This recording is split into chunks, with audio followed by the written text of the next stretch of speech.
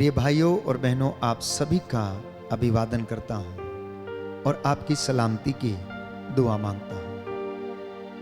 प्रभु का वचन स्तोत्र संख्या 34 पद संख्या 6। स्तोत्रकार कहता है कि प्रभु की ओर अपनी दृष्टि लगाओ और आनंदित हो जाओ। प्रभु की ओर अपनी दृष्टि लगाओ और आनंदित हो जाओ, तुम फिर कभी निराश नहीं होंगे। हम अपने आप से पूछें कि हमारी दृष्टि कहां लगी हुई है। हमारी दृष्टि संसार की ओर लगी है या स्वर्ग की ओर? हमारी दृष्टि भौतिक चीजों में लगी है या फिर आध्यात्मिक चीजों में? हमारी दृष्टि प्रभु पर लगी है या हम अपने सामर्थ्य पर ज्यादा भरोसा करते हैं? तो प्रभु ये कहता है कि तुम अपनी दृष्टि उसकी ओर लगाओ तो तुम कभी निराश नहीं होंगे। स्तोत्रकार ये भी कहता है कि निराश वही होते हैं जो अकारण ईश्वर को त्याग देते हैं। प्रियजनों, आज हम देखें तो संसार में अनेक लोग किसी न किसी वजह से परेशान हैं, प्रार्थना करने में असमर्थ हैं, अपना समय प्रभु को नहीं दे पाते हैं। ऐसी तमाम बाधाएं उनके जीवन में हैं जिनकी वजह से वो प्रार्थना करने में असमर्थ हैं। प्रार्थना नहीं कर पाना, इसका सीधा तात्पर्य है कि हम अपनी आंखों को प्रभु की ओर नहीं उठा सकते हैं। कभी हम अपराध बोध के कारण उसके पास आने से इनकार करते हैं, तो कभी हम अपने भौतिक कार्यों में व्यस्त रहते हैं और अनेक बहाने हम जीवन में बनाते हैं। अपने कामों में हम व्यस्त रहते हैं और हम उसको अपना समय नहीं दे पाते हैं। आज का जो विषय है, मैं आपसे बात करना चाहता हूं कि क्यों हम प्रार्थना नहीं कर पाते हैं, क्यों हमारी आंखें प्रभु पर नहीं टिकती हैं, क्यों हमारा विश्वास उसमें कायम नहीं रहता है, क्यों हम उस पर भरोसा करने में असमर्थ हैं। उसके चिन्ह चमत्कारों को सुनने और देखने के बावजूद हम अपने जीवन में प्रभु की कृपा को महसूस क्यों नहीं कर पाते हैं? मैं समझता हूं कि हमारे जीवन में जो अस्वीकारता है, हमारे जीवन में जो बुराई है, हमारे जीवन में जो पाप है, शायद ये एक कारण है जिसकी वजह से हम अपनी आंखें प्रभु की ओर उठाने में असमर्थ रहते हैं। स्तोत्रकार हमें बताता है अध्याय 66 पद संख्या 18 में, यदि मेरे मन में बुराई होती तो ईश्वर मेरी नहीं सुनता। यदि मेरे मन में बुराई होती तो ईश्वर नहीं सुनता। कहने का तात्पर्य यह है कि ईश्वर आपकी पुकार तभी सुनता है जब आपका मन शुद्ध है, जब आपका मन कुंठित विचारधाराओं से अलग है, जब आपके मन में प्यार है, जब आपके जीवन में क्षमा जैसे महत्वपूर्ण जीवन मूल्य हैं, जब आपके जीवन में सहनशीलता, विनम्रता और एक दूसरे से प्यार करने वाले, सेवा करने वाले गुण हैं, तभी प्रभु हमारी प्रार्थना सुनता है। और स्तोत्रकार इस बात को स्पष्ट करता है कि यदि मेरे मन में ये सब बुराइयां होती तो ये निश्चित था कि तू मेरी पुकार को नहीं सुनता, पर मेरे मन में बुराई नहीं है, इसलिए तू मेरी प्रार्थना को सुनता है। तो दूसरे रूप में यदि हम समझने का प्रयास करें तो अस्वीकृति अपने विषय में हमारे जीवन में प्रार्थना करने की सबसे बड़ी बाधा है। अर्थात अनकन्फेस्ड सिन, मतलब अपने पाप को स्वीकार नहीं करना, गलती को स्वीकार नहीं करना, अपनी बुराई को स्वीकार नहीं करना। ये मेरे और आपके जीवन में प्रार्थना करने में सबसे बड़ी बाधा हो सकती है। पुनः एक बार समझने का प्रयास करें कि यदि वो अहंकारी है, और कोई उसे समझाने का प्रयास करे, भाई देखिए अहंकार अच्छा नहीं है, और वो व्यक्ति कहे नहीं मुझ में तो ऐसी कोई बात नहीं है, मैं तो ऐसा नहीं करता हूं, परंतु उसके कार्यों से प्रकट होता है कि उसके जीवन में अहंकार भरा हुआ है, तो वो प्रभु के सामने भी वैसा ही व्यवहार करता है। वो छोटा नहीं बन सकता है, वो नाकेदार के जैसे कह नहीं पाएगा कि मैंने पाप किया है, प्रभु मुझ पर दया कर, और वास्तव में उसकी प्रार्थना नहीं सुनी जाएगी। तो पहला कारण हमारे प्रार्थना में जो बाधा उत्पन्न करता है वो है अपनी गलतियों को नहीं स्वीकारना। जब तक उड़ाऊ पुत्र ने अपनी गलती को नहीं स्वीकारा तब तक उसे होश नहीं आया। उसे लगता था कि उसने जो कुछ किया वो सब सही किया, लेकिन जब उसे होश आया तो वो सोचने लगता है कि मैंने इतना बड़ा गुनाह कर दिया। मेरे पिता के घर में लाखों लोग, सैकड़ों लोग भरपेट भोजन करते हैं और मैं यहां भूखों मर रहा हूं। मैं उठूंगा, मैं जाऊंगा, मैं पिताजी से कहूंगा, पिताजी मैंने आपके और स्वर्ग के विरुद्ध पाप किया है, मुझे अपने नौकरों में से एक रख लीजिए। ये उसके जीवन की आशीषों की शुरुआत थी कि जब उसने अपनी गलती को स्वीकार किया, अपने पाप को उसने स्वीकार किया, प्रभु के सामने छोटा बन गया, तो ईश्वर ने उसे आशीषित करना शुरू किया। कैसी आशीष? पिता उसका इंतजार कर रहा था, वो अपने हाथों को फैला के अपने बेटे का जो खो गया था उसे दूर चला गया है, इंतजार कर रहा था। जैसे ही उसे देखता है उसे गले से लगाता है, नौकरों से कहता है इसके पैरों में चप्पल पहनाओ, इसकी अंगुली में अंगूठी पहनाओ। मेरा ये बेटा जो खो गया था, मेरा ये बेटा जो मर गया था, मुझे जीवित मिल गया है और मैंने इसे पुनः प्राप्त कर लिया है। तो आशीष की शुरुआत कहां से शुरू हुई? पापों की, गुनाहों की, गलतियों की स्वीकृति के बाद, अपनी बुराई को स्वीकार करने के बाद कि हां मैंने ये गुनाह किया है। दूसरी सबसे बड़ी बाधा हमारे जीवन में जो प्रार्थना करने में आती है प्यारे भाइयों और बहनों, वो ये है विश्वास की कमी। अनेक लोग वचन सुनते हैं और वचन सुनने के बाद प्रभावित होते हैं, लेकिन प्रभु पर भरोसा करने में असमर्थ रहते हैं, प्रभु पर विश्वास करने में असमर्थ रहते हैं। कितने लोग मेरे संपर्क में आते हैं, मेरे पिछले कई वर्षों के जीवन में सेवकाई करते समय मैंने कई लोगों को विश्वास में कमजोर होते हुए देखा। कैसे? वे चर्च भी आते हैं, प्रभु का वचन भी सुनते हैं, पवित्र संस्कार भी ग्रहण करते हैं, लेकिन वहीं दूसरी ओर जब विषम परिस्थिति परिवार में उत्पन्न हो जाती है तो वो धागे ताबीजों के चक्कर में भी पड़ जाते हैं। उनका विश्वास कमजोर है। जब ऐसी बातों को वो अख्तियार कर लेते हैं तो आप समझ लीजिए कि उनका विश्वास कमजोर है। वचन में हम पढ़ते न्यायकर्ताओं का ग्रंथ अध्याय 6 पद संख्या 36। गिदयोन के विषय में प्रभु का वचन जिक्र करता है। गिदयोन ने ईश्वर को 2 बार परखा। उसने शक किया कि वास्तव में प्रभु ये कार्य कर सकता है या नहीं। इसलिए न्यायकर्ताओं के ग्रंथ में प्यारे भाइयों और बहनों, मैं आपके लिए वचन पढ़ूंगा। प्रभु इस वचन के द्वारा हमारे जीवन में चंगाई प्रदान करे, शांति प्रदान करे और हमें आशीष दे। हम इस वचन के द्वारा प्रभु की महिमा करेंगे। अध्याय 6 न्यायकर्ताओं का ग्रंथ पद संख्या 36 और उससे आगे। गिदयोन ने ईश्वर से यह प्रार्थना की, क्या तू सचमुच अपनी प्रतिज्ञा के अनुसार मेरे द्वारा इजराइलियों का उद्धार कराएगा?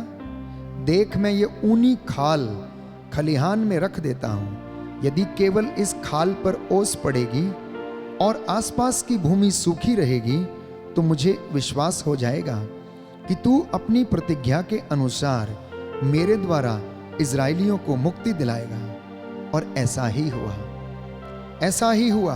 प्रातःकाल आकर उसने उस खाल को निचोड़कर उससे एक पात्र पानी भर निकाला। फिर गिदयोन ने ईश्वर से प्रार्थना की, मुझ पर क्रोध न कर, मैं फिर एक बार तुझसे निवेदन कर रहा हूं, मुझे फिर से एक बार इस खाल के द्वारा परख करने दे। इस बार केवल खाल सूखी रहे और आसपास की भूमि पर सर्वत्र ओस पड़े। उस रात ईश्वर ने ऐसा ही किया। गिदयोन, जिसे प्रभु ने चुना कि जाकर वो इजरायलियों का उद्धार करें, उन्हें बचाए, लेकिन गिदयोन को विश्वास नहीं था, उसका विश्वास कमजोर था। इसलिए वो ईश्वर की परख करता है। उसने एक बार नहीं 2 बार प्रभु के वचन पर शक किया और उसकी परीक्षा ली। लेकिन प्रभु अपने वादे का सच्चा था और उसने अपना वादा पूरा किया। हमारे जीवन में भी कभी कभी ऐसे ही मौके आते हैं प्रियजनों, जब हम अपने विश्वास में कमजोर होते हैं। मैंने कई लोगों को कहते हुए सुना, यदि प्रभु मेरे जीवन में यह काम कर देगा तो मैं विश्वास करूंगा, यदि प्रभु मेरी बेटी को अच्छा कर दे तो मैं विश्वास कर दूंगा। मैं आपको बताना चाहता हूं कि यह व्यक्ति, इनके सामने भले मुर्दा भी जीवित हो जाए तो ये विश्वास नहीं करेंगे, क्योंकि प्रभु का वचन हमें बताता है, जब अमीर और कंगाल लाजरुस मर गए तो कंगाल लाजरुस इब्राहिम की गोद में बैठा था और अमीर व्यक्ति नरक की आग में यंत्रणा सह रहा था। तो जब अमीर व्यक्ति ने आग्रह किया, कहो पिता इब्राहिम, मेरे और भी भाई हैं, आप यहां से किसी को भेजिए ताकि वो उन्हें जाए और चेतावनी दे, ताकि वो मेरी तरह गलती करके इस यंत्रणा की आग में ना आए। तो इब्राहिम ने कहा, उनके पास वचन है, संहिता है, वो उसको सुने, उसको पढ़ें और उसका पालन करें। तो अमीर ने जवाब दिया, वे कहां सुनते हैं, वे कहां पढ़ते हैं?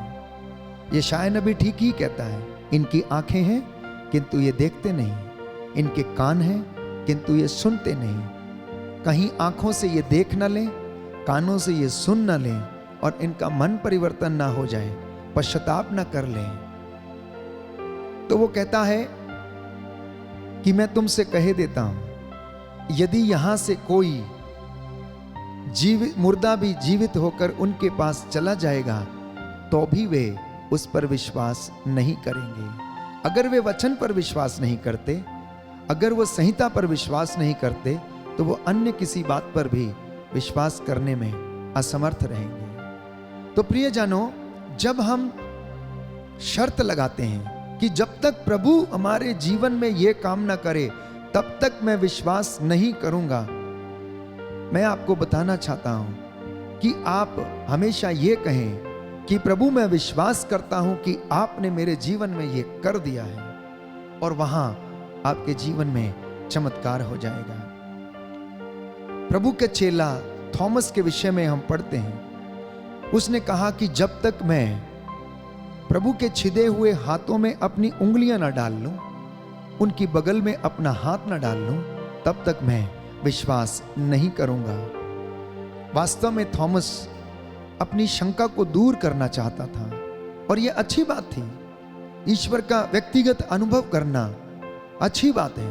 यह हर व्यक्ति को चाहिए कि वह अपने प्रभु को, जिसे वो प्यार करता है, अपने मुक्तिदाता को व्यक्तिगत रूप से अनुभव करे और दृढ़ बन जाए और दोबारा पीछे मुड़कर ना देखे। प्रभु ने उससे कहा, यूहन्ना के सुसमाचार अध्याय 20 पद संख्या 24 से 29 में हम पढ़ते हैं, थॉमस आओ और देखो, ये मेरे हाथ हैं, इनमें अपनी उंगलियों को डालो, ये मेरी बगल है, इसमें अपना हाथ डालो और विश्वासी बनो, अविश्वासी नहीं। तीसरी बाधा हमारे प्रार्थना में जो अड़चन उत्पन्न करती है, प्यारे भाइयों और बहनों, डिसओबीडियंस, अर्थात आज्ञा पालन नहीं करना, आज्ञा का उल्लंघन करना, यह सबसे बड़ी बाधा हमारे प्रार्थना में है, जिसकी वजह से हम प्रार्थना नहीं कर पाते हैं। जब तक आदम ने और हेवा ने आज्ञा का उल्लंघन नहीं किया था, तब तक वह ईश्वर की संगति में थे, ईश्वर की आज्ञाओं को मानते रहे, रोज सुनते रहे, मिलते रहे, बातचीत करते रहे, परामर्श करते रहे, उसके साथ हाथ में हाथ डालकर अदन वाटिका में टहलते रहे। लेकिन जिस दिन आज्ञा का उल्लंघन कर दिया, उस दिन उन्होंने जाकर अपने आप को क्या कर लिया? छिपा लिया। आदम ने अपने आप को पत्तों में छिपा लिया।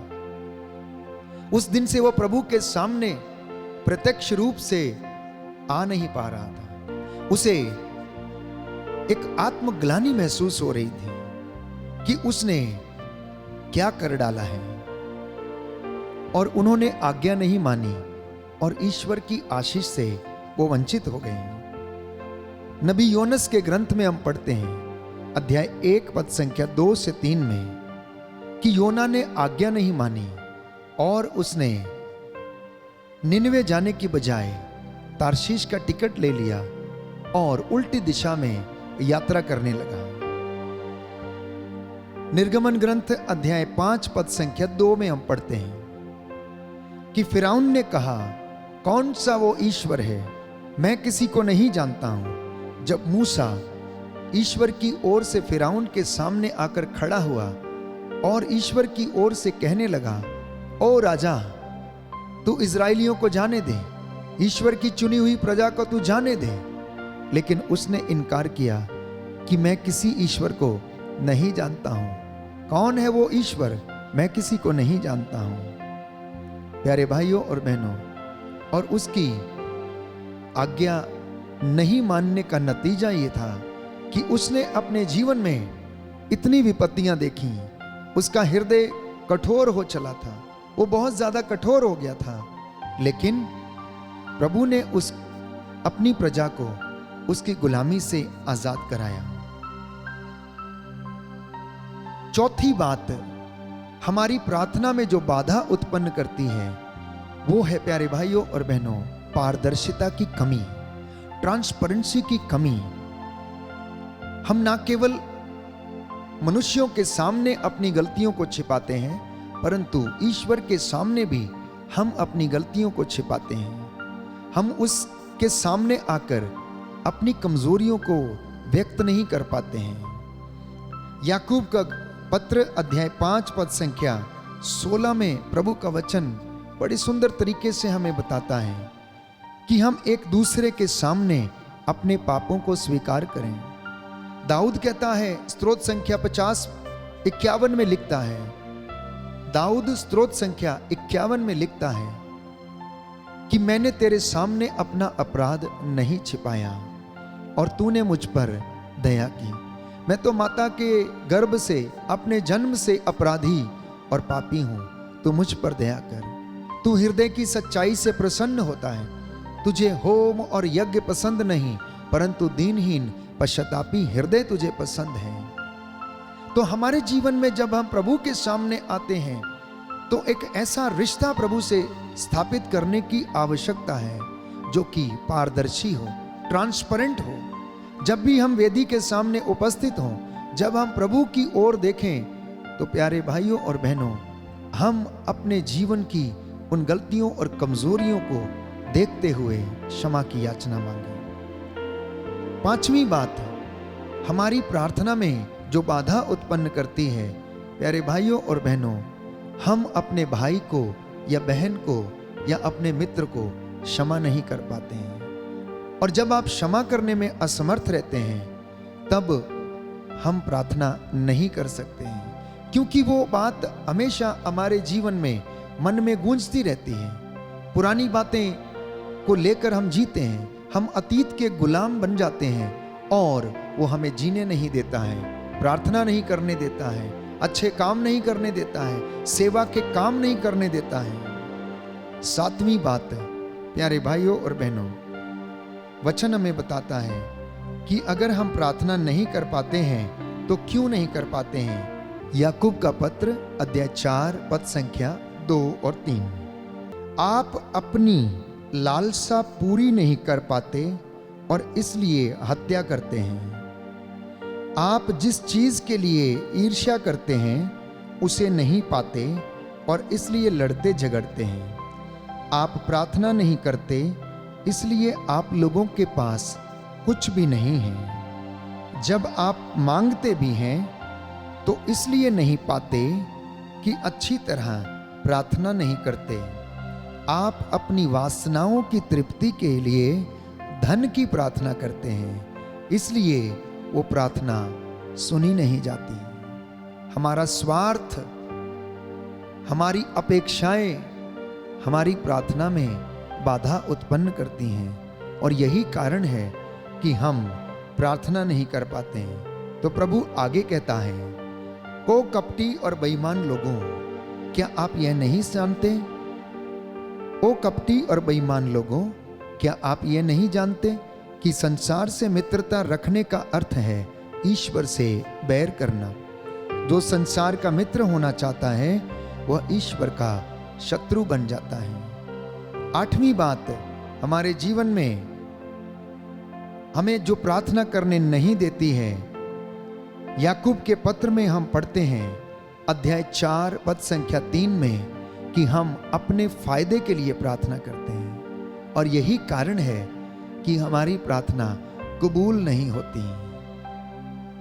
9वीं बात, हम देव मूर्तियों की स्थापना करते और उनके पीछे दौड़ते हैं, इसलिए वो हमारी प्रार्थना में बाधा उत्पन्न करती हैं। वचन हमें बताता है प्यारे भाइयों और बहनों कि अगर तुम सच्चाई से और हृदय की सच्चाई से, मन की सच्चाई से प्रार्थना करते, आराधना करते हैं तो पिता ऐसे लोगों को पसंद करता है।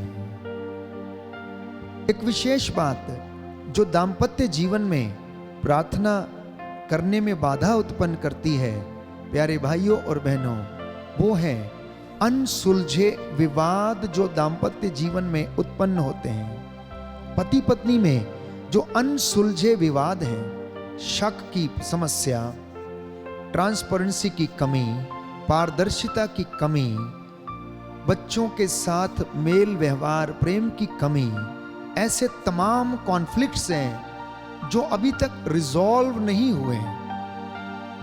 ये प्रार्थना करने में बाधा उत्पन्न करते हैं। मान लीजिए कि घर में पति पत्नी में यदि मनमुटाव है, यदि झगड़ा है, तो क्या वो पवित्र परिवार प्रार्थना कर सकता है? क्या वो परिवार शाम को एक साथ बैठकर प्रभु की स्तुति कर सकता है? मैं समझता हूं कि वो कभी भी नहीं कर पाएगा। वो परिवार कभी एक साथ बैठ नहीं पाएगा जो एक दूसरे को सहन नहीं कर पाता है। वो परिवार एक साथ प्रार्थना कभी नहीं कर सकता जो कि एक दूसरे पर निरंतर अभियोग लगाते रहते हैं। उन परिवारों में शांति कभी नहीं रहती जो परिवार में एक साथ प्रार्थना नहीं करते हैं। इसलिए प्रियजनों, अगर सच्चे हृदय से आप प्रार्थना करना चाहते हैं और अपने जीवन से इन बाधाओं को दूर करना चाहते हैं, तो हमें प्रभु पर विश्वास करते हुए, वचन पर भरोसा करते हुए हमें ईश्वर की आशीष की आवश्यकता है। जब आप प्रार्थना करते हैं तो आपके जीवन में कृपा का जो लेवल है वो नित्य प्रतिदिन बढ़ने लगता है। इसलिए प्रार्थना करने वाला घर और प्रार्थना नहीं करने वाला घर, आप इन दोनों में अंतर देख सकते हैं। जिस घर में प्रार्थना होती है उस घर में विवाद भले होंगे लेकिन वो तुरंत सुलझ जाते हैं, क्योंकि प्रार्थना के कारण वो एक दूसरे को क्षमा करने के लिए, सॉरी बोलने के लिए तैयार रहते हैं। वो झुकने के लिए तैयार रहते हैं, विनम्र बनने के लिए तैयार रहते हैं, एक दूसरे को सहन करने के लिए तैयार रहते हैं। तो इसलिए आइए हम प्रार्थना करें कि प्रभु हमारे परिवारों में हमें आशीष प्रदान करे और हमें इन बाधाओं को दूर करने की शक्ति प्रदान करे। मैं आपके लिए प्रार्थना करूंगा। प्रभु आपको आशीष दे। सर्वशक्तिमान शाश्वत ईश्वर, सर्वव्यापी ज्ञानी पिता, हृदयों की थाह लेने वाले ईश्वर, तेरे इन बच्चों पर अपने रूह का दुगना मसा प्रदान कर। जिन्होंने इस वचन को सुना है वो इसे आत्मसात कर सकें और तेरी महिमा के लिए जीवन बिता सके। हे प्रभु यीशु, इनके जीवन से ये सारी बाधाओं को दूर कर दे, जिससे कि ये लोग तेरे वचन का पालन करते हुए तेरी महिमा के लिए जीवन बिता सके। परिवारों में मनमुटाव समाप्त हो जाए और प्रभु यीशु इनके जीवन में उन्नति आए, इनके बच्चे उन्नति की राह पर चलते जाएं। हे प्रभु यीशु, तेरा भय इनके अंदर हमेशा छाया रहे। इनकी प्रार्थनाओं को सुन और कबूल कर।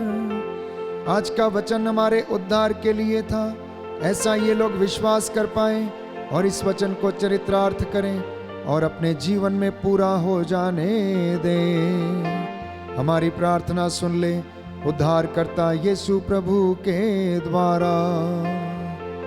आमीन।